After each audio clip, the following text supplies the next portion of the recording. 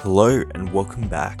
I love nachos, and the only thing I love more than regular nachos is pimping it up to high heaven. Let's make some.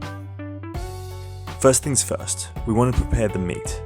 I'm going to make my nachos with thin strips of steak and some smoky bacon bits. I'm dicing the bacon first, then frying it until crispy. Once done, remove from the pan and set it aside.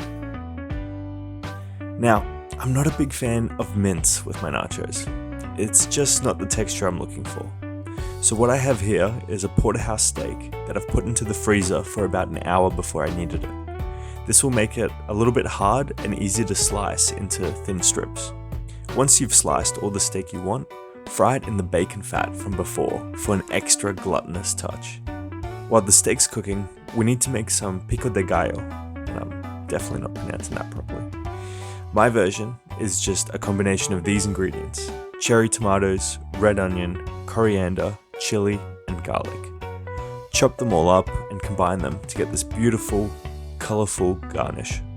Now, you can't have nachos without guac, and right now you can get the most gorgeous avocados here. So get your avocado, mash it up, add some salt and pepper to taste, and a final squeeze of lime juice to keep it going brown and to add a little bit of zest.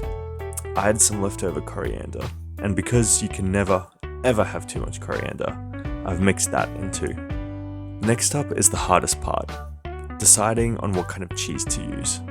This mammoth task had me looking like Chitty in the cheese aisle.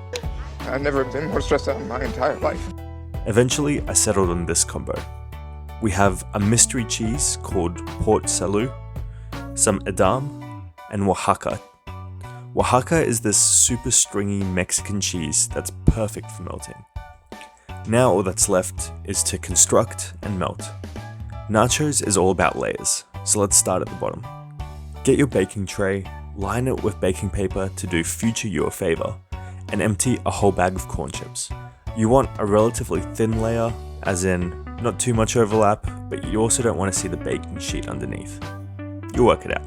Once you've got the perfect corn chip distribution, generously dollop some tomato salsa over the chips. Next, sprinkle those delicious bacon bits and throw down those steak strips.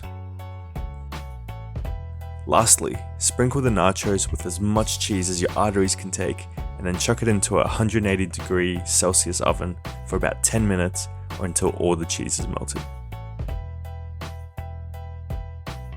Once the cheese has melted, the nachos is ready for some final touches before you can dig in.